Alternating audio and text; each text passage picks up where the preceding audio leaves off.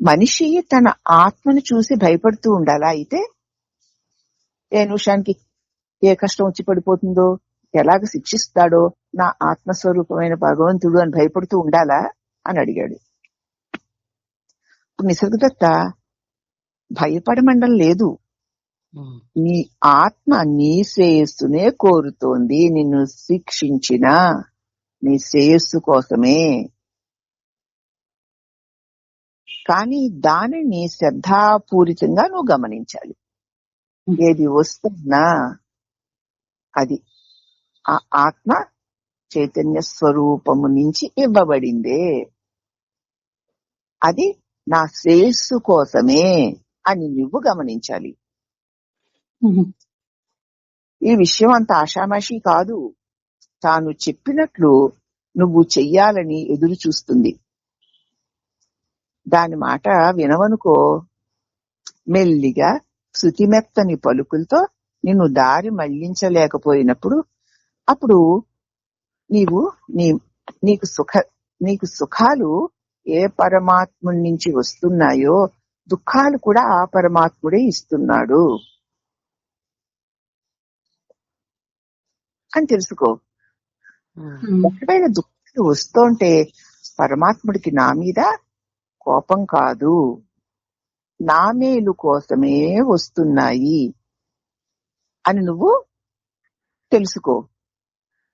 తెలుసుకుని శ్రద్ధతో నీకు ఇవ్వబడేటువంటి సుఖ దుఃఖాది అనుభవాలన్నీ పరమాత్మ ప్రసాదాలుగా నీవు వ్యతిరేక భావం లేకుండా తీసుకుంటూ ఉండాలి. ఇది అంత ఆషామాషి కాదు. కానీ ఈ ఆత్మగురుడు నువ్వు ఆత్మస్వరూపాన్ని పొందాలంటే ఇలా ఉండాలని బయట గురుడు చెప్తాడు కదా, తాను చెప్పినట్లు నువ్వు చెయ్యాలని ఎదురు చూస్తూ ఉంటాడు. చెప్తాడు, నువ్వు అలాగ ప్రవర్తిస్తే బాగుండును అని ఎదురు చూస్తూ ఉంటాడు. ఆ ఆత్మ గురువు యొక్క మాట నువ్వు వినలేదనుకో, మెల్లగా శృతిమెత్తని పలుకులతో నిన్ను దారి మళ్లించాలనే చూస్తాడు. అయినా సరే నీవు దారి మళ్లించలేకపోయినప్పుడు ఇక బలవంతంగా చేయడానికి పూనుకుంటాడు. వీడు మెత్తమెత్తని మాటలతోటి మృదుమధురంగాను పసిబిడ్డను లాలించినట్లు చెప్పితే వీడికి అర్థం అవడం లేదు. వీడికి గట్టిగా బుద్ధి వచ్చేలాగా చెప్పాలి అని బలవంతంగా చేయించడానికి పూనుకుంటాడు. అది వేచి ఉండగలదనే మాట నిజమే. దాని ఆదేశాలు మాత్రం అనుల్లంఘనీయ. ఆత్మస్వరూపము నీవు పరమాత్మ తన వైపు తిరిగే వరకు నీ కోసం చూస్తూ ఉంటుంది. అది నిజమే. దాని ఆదేశం మాత్రం అనుల్లంఘనీయమైనది. మరి ఆత్మస్వరూపాన్ని పొందడానికి నీవు ఏది ఏది చెయ్యాలో ఏది ఏది చెయ్యకూడదో శాస్త్ర రూపంలోనూ గురు రూపంలోనూ నీకు తెలియజేస్తున్నాడు కదా ఆత్మగురుడు. అవును. అని గురువులు గాని ఎన్ని బోధలు చెప్పినా లోపల ఆత్మగురుని యొక్క ప్రకాశం వల్లనే ఆ బోధలు నీకు అందుతున్నాయి. ఆ బోధలు నీకు అందిస్తున్న వారు కూడా ఆ ఆత్మగురుడి యొక్క శక్తి వల్లనే. శాస్త్రాలు గాని గురువులు గాని నీకు బోధలు చెప్తున్నారంటే వారి యందున్న ఆత్మగురుడే బోధ రూపంలో వారి ద్వారా ధరించి నీలో ఉన్న ఆత్మగురుడే నీకు అందిస్తున్నాడు. అవునమ్మా. మరి ఇన్ని అవకాశాలు కలిగించి ఇన్ని బోధలు నయానా నీకు చెబుతూ ఉంటే నీకు నిర్లక్ష్యంగా ఉంటే నీకు పట్టకపోతే భయం పెట్టి చెప్తాడు. చెప్పాలి అది కాబట్టి అది ఓర్మితో నీవు అర్థం చేసుకుని అసత్యాన్ని అసత్యంగా విడిచి సత్యాన్ని సత్యంగా గ్రహించి నీ ప్రవర్తనని నువ్వు మార్చుకోకపోతే బలవంతంగానైనా నీ చేత చేయిస్తుంది.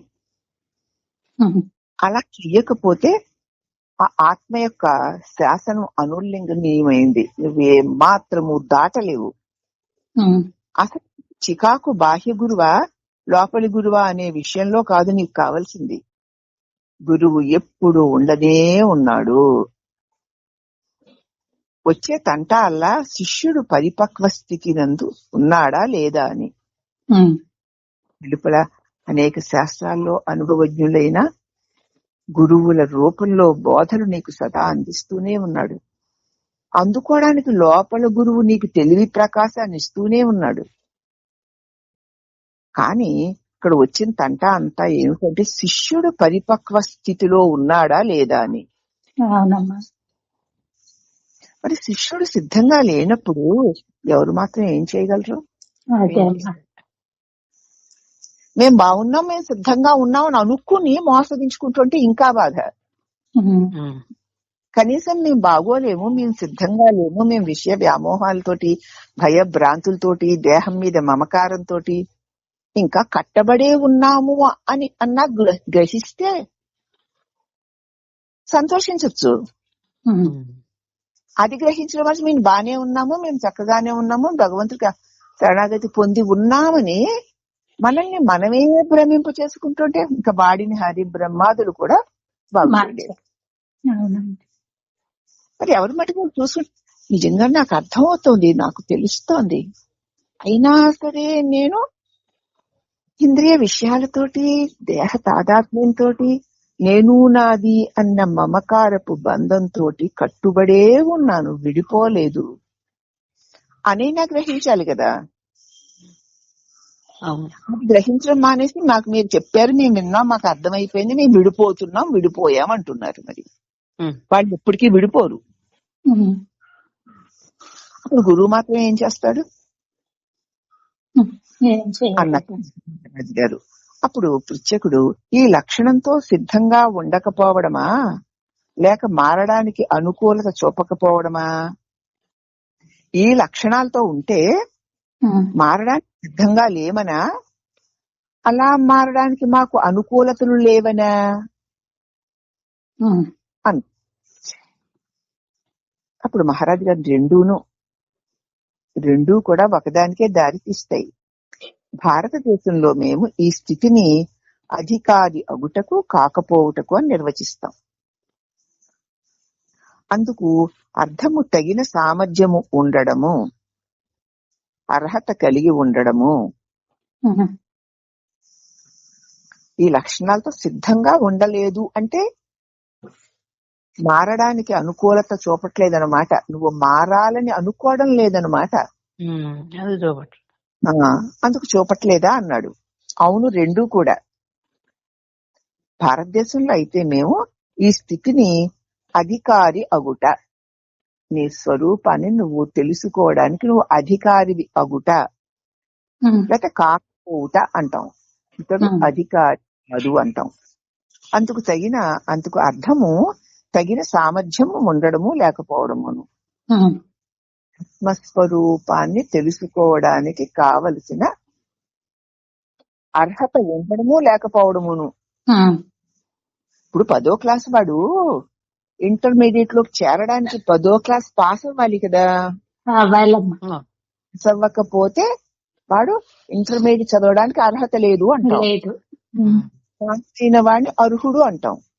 అలాగే ఎన్ని బోధలు చెప్పినా, ఎన్ని విన్నా, సాధనలు చేస్తున్నామని అనుకున్నా వాడు తాను తన స్వరూపంలోనికి వెళ్ళడానికి, తనకి ఏమి అడ్డొస్తున్నాయో వాటిని తెలుసుకొని వదిలిపెట్టడానికి సిద్ధంగా లేడు. అతడు అధికారి కాదు.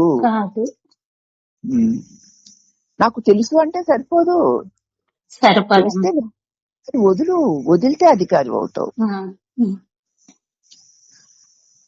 అయితే మరి దీనికోసం బాహ్య గురువు దీక్షను ఇవ్వచ్చు కదా అన్నాడు అతను.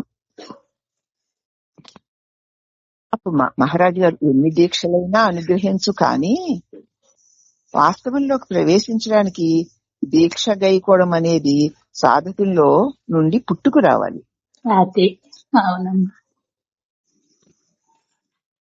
బాహ్య గురువు నేను నా ఆత్మస్వరూపంలోనికి ప్రవేశించడానికి, ప్రయాణం చేయడానికి నాకు బాహ్య గురువు ఒక దీక్షనివ్వచ్చు కదా అని అడిగాడు. ఎన్ని దీక్షలైనా తీసుకోవచ్చు, కానీ నీ నిజస్వరూపమైన వాస్తవంలోకి పరీక్షించడానికి దీక్షని తీసుకోవడం అనేది సాధకుడికి తనలో నుంచి తనకి పుట్టుకు రావాలి.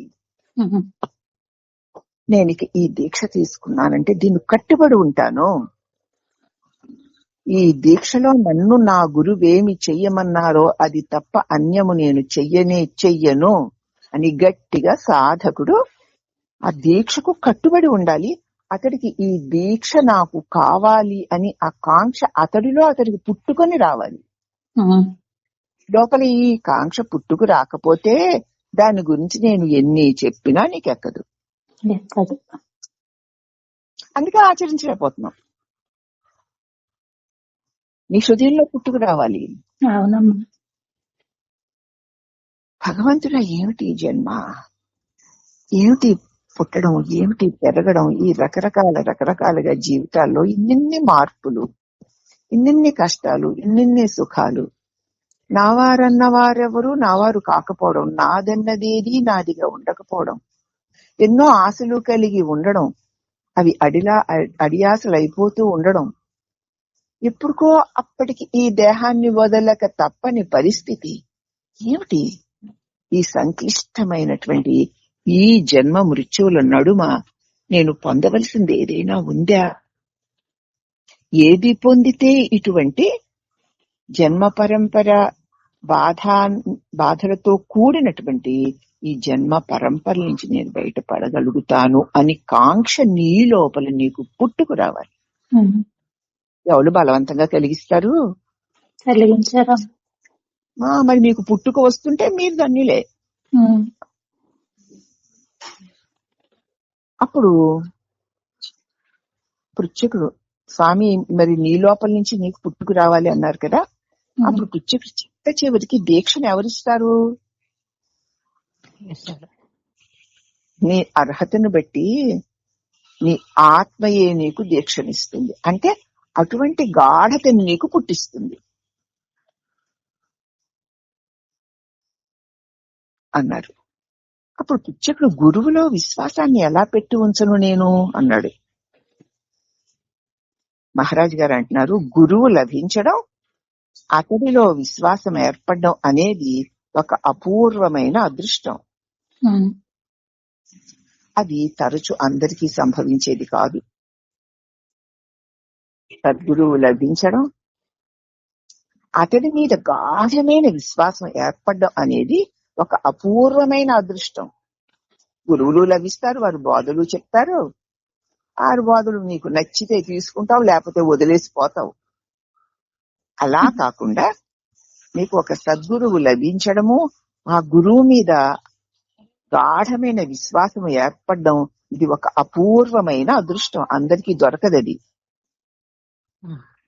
అన్నారు. అయితే మరి అది విధి నిర్దేశకమా? విధి అటువంటి గురువుని, ఆ గురువు యందు ఆ శ్రద్ధని విధి నిర్ణయిస్తుందా అన్నాడు. అప్పుడు మహారాజు గారు, విధి అనే పేరు పెట్టినందువల్ల మనకు అర్థమయ్యేది ఏమీ లేదు. అది సంఘటిల్లినప్పుడు అది ఎందుకు సంభవించిందో మనం చెప్పలేం. గురువు దొరికి గురువు యొక్క మాట మీద నీకు గాఢమైన విశ్వాసం ఏర్పడడం, దానికి విధి అని పేరు పెట్టుకోక్కర్లేదు. అది నీకు కలిగినప్పుడు అది ఎందుకు సంభవించిందంటే మనం చెప్పలేం. మన జ్ఞానం, మన అజ్ఞానం కప్పి పుచ్చుకోవడానికి దాన్ని కర్మని, కృపని, భగవదేచ్ఛని ఉడికే పేరు పెట్టుకుంటామంతే. నాకు అండి ఎంత చెప్తున్నా నాకు అర్థమైనా నేను చేయలేకపోతున్నా, నా కర్మ అండి, నా అజ్ఞానం అండి అని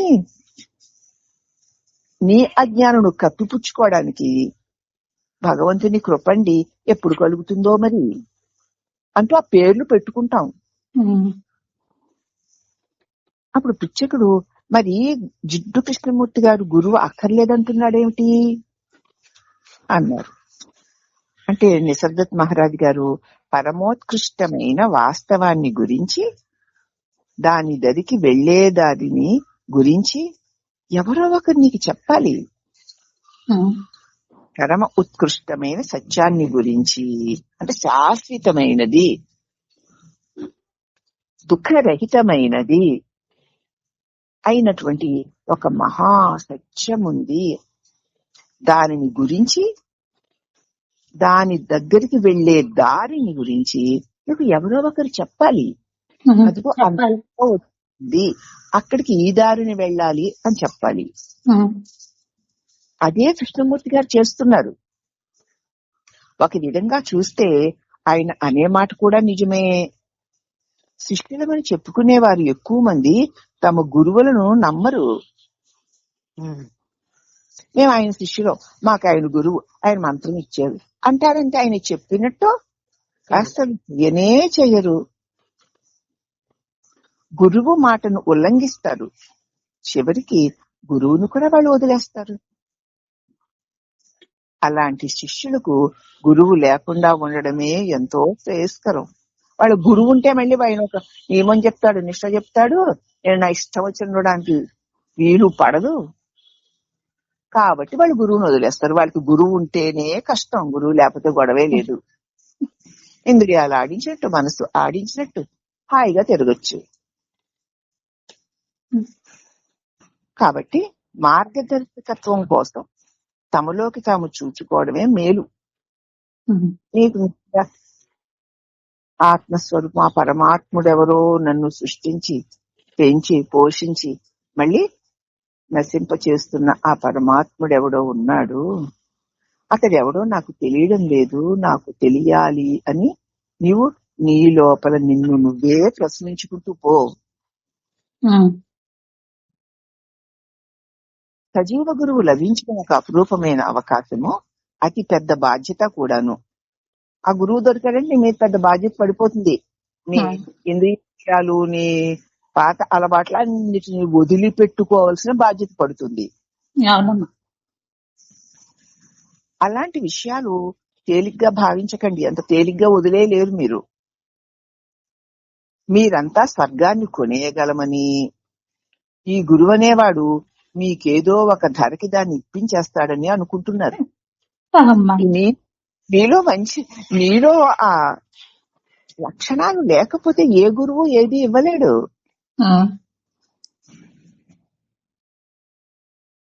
ఏదో కొద్దిగా సమర్పించేసుకున్న ఆయనకి మంచి లాభసాటి బేరం కుదుర్చుకోగలం అనుకుంటున్నారా మీరు? లేదమ్మా. మిమ్మల్ని మీరు వంచుకుంటున్నారే కానీ మరొకరిని వంచిస్తున్నాం అనుకోకండి. మిమ్మల్ని మీరు చూసుకోవడానికి గురువు దారి చూపిస్తాడు. మీ లోపాలు తెలుసుకొని సవరించుకుంటేనే మీరు గురువు చెప్పిన మార్గం వెంట వెళ్ళగలరు.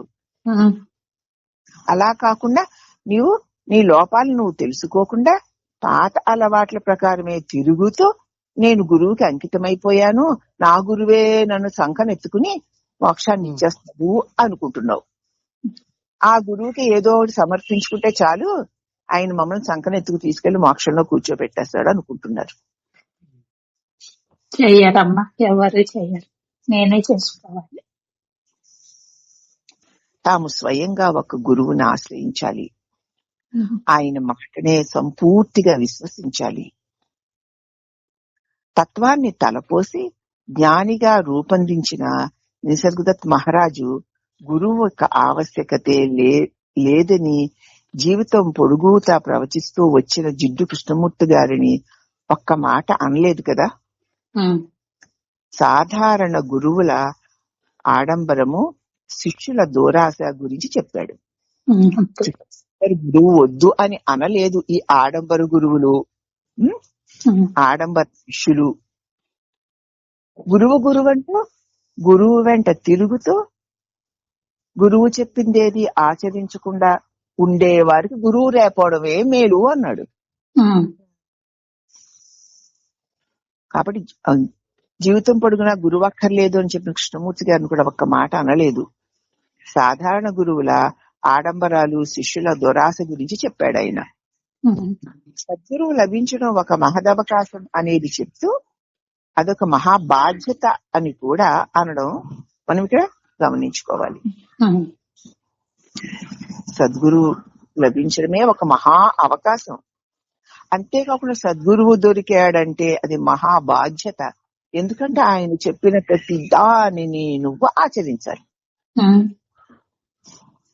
నేనే ఆచరించవు, నాకు సద్గురువు ఉన్నాడు అంటావు, ఏమిటి లాభం? ఏమీ ఉండదు.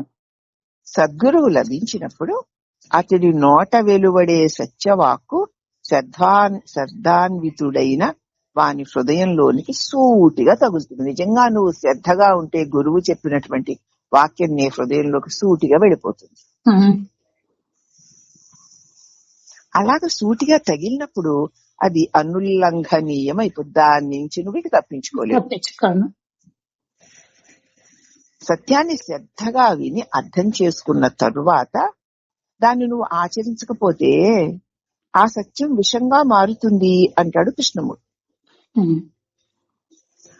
సత్యాన్ని శ్రద్ధగా విని అర్థం చేసుకున్న తరువాత కూడా దాన్ని ఆచరించకపోతే ఆ సత్యమే విషంగా మారిపోతుంది అనేవారు కృష్ణమూర్తి గారు. నిసర్గదత్త గారు ఈ బాధ్యతనే గుర్తు చేస్తున్నాడు అనుకోవాలి. అంటే శక్తివంతమైన సత్యవాక్కు శ్రద్ధ గలవాని హృదయంలో నాటుకున్నప్పుడు దాని ఎడల నిర్లక్ష్య వైఖరి ప్రదర్శించడం ద్రోహం తలపెట్టడమే మనిషి నాశనం చేస్తుంది అని హెచ్చరిక. అదే బాధ్యత. అంటే సత్యవాక్కుని శ్రద్ధ గలవాని హృదయంలో నాటుకుంది. మరి దాని ఎట్లా నిర్లక్ష్యంగా ఉంటే అదే పెద్ద ద్రోహం. అదే మనిషిని నాశనం చేస్తుంది. దీనినే బాధ్యత అన్నారు నిసర్గదత్ గారు. అందుచేత గురువు దొరకడం కష్టం. దొరికిన తరువాత ఆయనని నమ్మి శ్రద్ధగా ఆయన చెప్పిన దానిని విన్న దానిని ఆచరించడం మరీ కష్టం. అలా ఆచరించకపోతే ఆ గురువుకి నువ్వు ద్రోహం చేసినట్లే, మనిషి తన్ను తాను నాశనం చేసుకున్నట్లే. అదే బాధ్యత అంటేను అన్నారు మహారాజు గారు. ఇక్కడ నా గురువు అన్న అంశాన్ని గురించి నిసర్గదత్త అభిప్రాయం, నా గురువుతో భూతలంపై నా సంబంధం కేవలం 2.5 సంవత్సరాలు. నాకు భౌతికంగా గురువు దొరికి ఆయనతో నా సంబంధం కేవలం 2.5 సంవత్సరాలే. నేనుండే ఈ బొంబాయికి ఆయన 200 కిలోమీటర్ల దూరాన ఉండేవాడు. మహారాజు గారు బొంబాయిలో ఉండేవారు. ఈ బొంబాయికి 200 కిలోమీటర్ల దూరంలో ఆయన గురువు ఉండేవారు. ఇక్కడికి ఆయన 4 నెలలకు ఒకసారి వచ్చి ఓ పక్షం రోజుల పాటు ఉండి వెళ్లేవాడు. ఈ నేర్చుకున్నదంతా ఆ కొద్ది సంపర్క ఫలమే. ఆ కొద్ది కాలం నేను ఆయనతో ఉన్నటువంటి ఆ సంపర్క ఫలము వల్లనే నేను దీన్ని నేర్చుకోగలిగాను. అంటే నీ హృదయంలోనికి నువ్వు ఆయన బోధన తీసుకొని దాన్ని ప్రతి క్షణం ఆచరించుకుంటూ పోవడమే. దానికి ఎంతో కాలం పట్టదు. అలా నువ్వు ఆచరించుకుంటూ పోతే గురువే నీ దగ్గరకు వచ్చి నిన్ను తన నడవడిక ద్వారా నీ తప్పుల్ని సవరిస్తూ నేను తీర్చిదిద్దుతాడు అని గురువు యొక్క బాహ్య గురువు అంతర్గురువు యొక్క సామర్థ్యాన్ని చక్కగా తెలియచెప్పారు మనకి ఈ వ్యాసంలో. కాలాతీతమైన వాడు గురువు అని